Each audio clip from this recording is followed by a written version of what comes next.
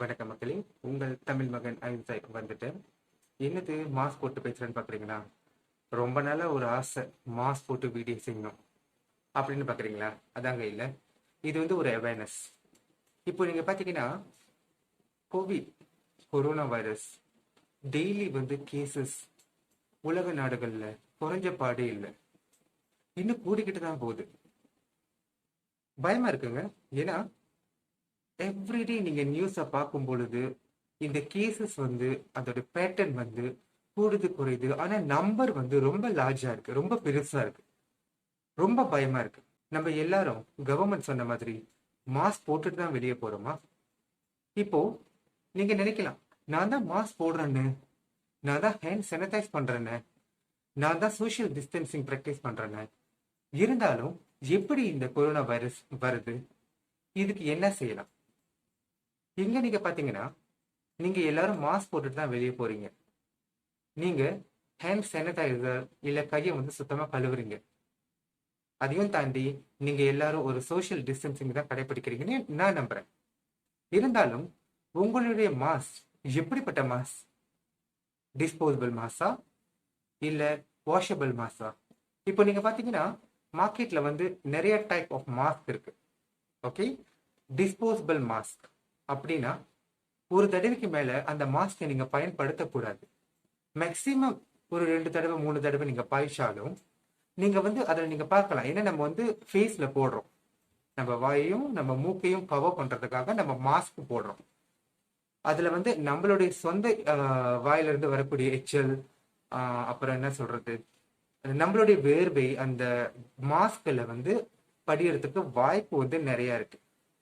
ஏன்னா இப்போ வந்து வெயில் காலம், நீங்க வெயில்ல வெளியே செல்லும் பொழுது வேர்க்கலாம், உங்களுடைய மாஸ்க் வந்து ஈரமாகலாம். மறுபடியும் மறுபடியும் மறுபடியும் வந்து அதை ரிசைக்கிள் பண்றது சரியா? டிஸ்போசபிள் மாஸ்க்னு சொல்லும் பொழுது என்னைய கேட்டீங்கன்னா, ஒரு தடவைக்கு மேல அதை யூஸ் பண்றதை நீங்க தவிர்த்திடணும். காலையில வந்து வீட்டு விட்டு வெளியாகும் பொழுது மாஸ்க் போடுறீங்கன்னு வச்சுக்கோங்களேன், அந்த மாஸ்கை ஈவினிங் வீட்டுக்கு திரும்பி வரும்போது டிஸ்போஸ் பண்ணிடுங்க. அதுவும் சரியான வகையில டிஸ்போஸ் பண்ணுங்க. அது மட்டும் இல்லைங்க, சில பேர் நீங்க பாத்தீங்கன்னா இந்த டிஸ்போசபிள் மாஸ்க் வந்து சீன்ல போடுவாங்க, இங்க இறக்கி இந்த பக்கெட் போடுவாங்க. இங்க எல்லாம் வந்து வைரஸ் இருக்கக்கூடிய இடங்கள், இந்த நம்ம இந்த கவர் பண்ணாத இடங்கள் வந்து வைரஸ் இருக்கக்கூடிய இடங்கள். ஸோ நீங்க வந்து அதை சீன்ல போட்டுட்டு திருப்பி அந்த மாஸ்க் எடுத்து இப்படி போடும்போது பாசிபிலிட்டிஸ் அந்த வைரஸ் வந்து உங்களுக்குள்ள போறதுக்கு நிறைய இருக்கு. சில பேர் வந்து பாதி காதுல தொங்க போட்டுக்குவாங்க, சில பேர் வந்து கழட்டி ஒரு மேசையில வைப்பாங்க. அந்த சர்ஃபேஸ் சுத்தமா இருக்கா? அந்த சர்ஃபேஸ் சானிடைஸ் பண்ணப்பட்ட இடமா? உங்களுக்கு தெரியுமா? ஒரு டிஷ்யூ பேப்பர் அது மேல வைக்கலாம். சில பேர் பாத்தீங்கன்னா ஒரு பிளாஸ்டிக் கவருக்குள்ள போட்டு வைப்பாங்க. நீங்க கழட்டி வைக்க வேண்டிய சூழ்நிலையில அந்த பாக்கெட்ல சொருவறதும், வந்து கையிலேயே இப்படி பிடிச்சுக்கிறதும், திருப்பி கையில பிடிச்சிட்டு அதே மாஸ்க பாய்க்கிறதும், நம்மனால வந்து அந்த வைரஸ் வந்து பார்க்க முடியாதுங்க. நம்ம கண்ணால பார்க்க முடியாத ஒரு வைரஸ் அது. அது எங்க இருந்து எப்படி வேணாலும் வரலாம். அதனாலதான் நம்ம எல்லாரும் சொல்றோம், தயவு செஞ்சு வீட்டை விட்டு வெளியாகும் போது மாஸ்க போடுங்க. அந்த மாஸ்க போடுறது மட்டும் பெரிய விஷயம் இல்லைங்க, அந்த மாஸ்க ஒழுங்கா ஹேண்டில் பண்றோமாங்கிறத பார்க்கணும். இது வரைக்கும் நம்ம டிஸ்போசபிள் மாஸ்க பத்தி பேசணும். இப்போ வாஷபிள் மாஸ்க்னு சொல்லிட்டு மார்க்கெட்ல வந்திருக்கு, துணி வடிவிலானது. இப்ப நான் போட்டிருக்கிற மாதிரி இது வந்து வாஷபிள் மாஸ்க், அதாவது இது துணியால செய்யப்பட்டது. அதே மாதிரி தாங்க இதுக்கும் ஸ்டெப்ஸ் ஃபாலோ பண்ணும்.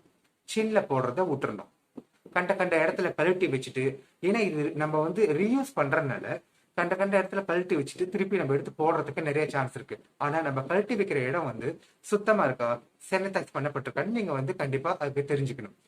அப்புறம் பாய்க்காத நேரத்துல ஒரு பிளாஸ்டிக் கவர்லயோ இல்ல ஒரு பேப்பர் என்வலப்லயோ நீங்க அதை போட்டு வச்சுட்டு, அதுக்கப்புறம் அதை யூஸ் பண்ற சூழ்நிலையில அதை எடுத்து நீங்க போட்டுக்கலாம். முக்கியமா நான் சொல்றது என்னன்னா, தயவு செஞ்சு அந்த ஈவினிங் வீட்டுக்கு வந்ததும் இந்த வாஷபிள் மாஸ்க அன்னைக்கு நைட்டு நீங்க வந்து துவைச்சு போட்டுட்டீங்கன்னா அது பெட்டர்னு நான் நினைக்கிறேன். ஏன்னா வந்து சில பேர் நீங்க பாத்தீங்கன்னா வாஷபிள் தானே அப்படின்னு சொல்லிட்டு ஒரு வாரம் 2 வாரம் அப்படின்னு யூஸ் பண்ணுவாங்க, அதுல எல்லா அழுக்கும் படிஞ்சிடும். ஸோ ஒரு நாள் வெளியே போயிட்டு வீட்டுக்கு வந்து சேரும் பொழுது அந்த வாஷபிள் மாஸ்கை சுத்தமா கழுவி நீங்க காய வச்சுட்டு நெக்ஸ்ட் டே வந்து நீங்க அதை வந்து தைரியமா போட்டுட்டு போகலாம். ரெண்டாவது நீங்க பாத்தீங்கன்னா ஹேண்ட் சானிடைசிங். நம்ம சொல்லுவோம், நம்ம தான் தினமும் சானிடைஸ் பண்றோமே, எங்க போனாலும் சானிடைஸ் பண்றோம். அப்புறம் நம்ம தான் சுத்தமான தண்ணியில சோப்ல வந்து கை கழுவுறோமே. இருந்தாலும் எதுக்கு இப்படி இந்த மாதிரி பாதிப்பு வருதுங்கிறத வந்து நீங்க வந்து சந்தேகமா கேட்கலாம். சில பேர் நீங்க பாத்தீங்கன்னா அந்த எல்போல வந்து கண்ணாடி கதவை திறக்கிறதோ கதவை திறக்கிறதோ அந்த விரல்களை பாய்க்காம, அதாவது நான் சொல்ல வர்றது, நீங்க வந்து மத்த இடத்துங்கள்ல பாய்க்கிறீங்க, மத்த சர்ஃபேஸ்ல சில பேர் வந்து இப்படி உடம்புல பாய்ப்பாங்க. ரிமெம்பர்ங்க, அந்த வைரஸ் உங்க துணியால கூட வரலாம். வெளியே போயிட்டு நீங்க வீட்டுக்கு வரும் பொழுது உங்களை நீங்க எப்படி வந்து குளிச்சு சுத்தமா இருக்கீங்களோ அதே மாதிரி நீங்க அணிஞ்சிருந்த துணியையும் துவைக்க போட்டுறணும். ஊற போட்டுட்டு இமிடியட்லி துவைச்சு காய போட்டுறணும்.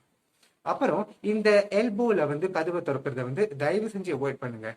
எல்போ யூஸ் பண்ணி நீங்க ஒரு கதவை திறந்தீங்கன்னா, வீட்டுக்கு வந்து லெட்ஸ் சே ஹேண்ட் வாஷ் மட்டும் பண்றீங்கன்னா, எல்போவை கழுவ மறந்துட்டீங்கன்னா அந்த வைரஸ் அங்கேயே இருக்கிறதுக்கு நிறைய சான்ஸ் இருக்கு. அதனாலதான் சொல்றது, உங்களோட கைகளை பயன்படுத்தி கதவுகளை திறந்தாலோ இல்ல எந்த இடத்த தொட்டாலோ எந்த சர்ஃபேஸை தொட்டாலோ உங்க கைகளை மட்டும் யூஸ் பண்ணிட்டு, யூஸ் பண்ணதுக்கு அப்புறம் சானிடைஸ் பண்ணுங்க. யூஸ் பண்ற முன்னுக்கும் சானிடைஸ் பண்ணுங்க.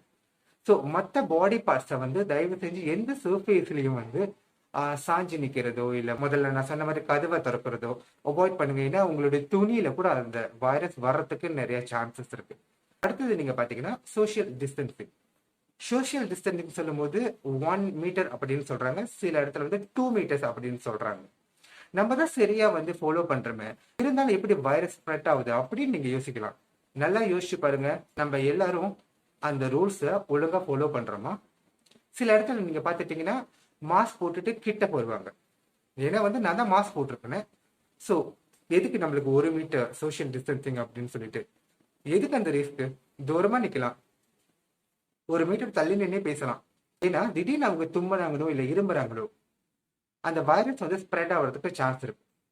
அதுதானே இங்க நம்ம பார்க்கணும்.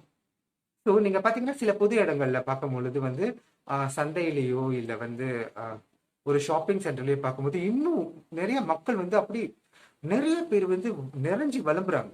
அதுவும் வீக்கெண்ட்னு சொல்லும் போது இந்த கொரோனா இருக்காங்கிறதே அவங்களுக்கு மறந்துட்ட மாதிரியும். ஏன்னா வந்து ஃபேஸ் மாஸ்க் போட்டிருக்காங்க, தட் இஸ் வெரி குட். ஆனா சோஷியல் டிஸ்டன்சிங் இல்லையோன்னு எனக்கு தோணுது. முதல்ல சொன்ன மாதிரி தாங்க, உங்களுடைய ஃபேஸ் மாஸ்க் அது சேஃபா இருக்கான்னு நீங்க பாத்துக்கணும், சுத்தமா இருக்கான்னு கூட நீங்க பாத்துக்கணும். தயவு செஞ்சு டிஸ்போசபிள் மாஸ்க்னு வரும்போது அதிக நாட்கள் வந்து பாய்க்காதீங்க, மாத்திக்கிட்டே இருங்க. வாஷபிள் மாஸ்க் பாய்க்கும் போது டெய்லி முடிஞ்சா அந்த மாஸ்கை வாஷ் பண்ணிட்டு யூஸ் பண்றதுக்கு பாருங்க. ரெண்டாவது, உங்களுடைய பாடி பார்ட்ஸ் கை எல்போ அதெல்லாம் யூஸ் பண்ணிட்டு ஒரு எந்த சர்ஃபேஸையும் வந்து ரெண்டாவது உங்களுடைய பாடி பார்ட்ஸ் உங்களுடைய எல்போ அதை யூஸ் பண்ணி இல்ல உங்க காலையோ யூஸ் பண்ணி கதவை திறக்கிறதோ அந்த மாதிரி எல்லாம் பண்ணாம விரல்களை யூஸ் பண்ணி கதவுகளை திறந்துட்டு அந்த விரல்களை அந்த கைகளை சானிடைஸ் பண்ணுங்க, சோப் போட்டு வாஷ் பண்ணுங்க, ரன்னிங் வாட்டர்ல வாஷ் பண்ணுங்க. மூணாவது, அகெயின் நீங்க மாஸ்க் போட்டிருந்தாலும் சானிடைஸ் பண்ணாலும் கண்டிப்பா சோஷியல் டிஸ்டன்சிங் ரொம்ப முக்கியம்.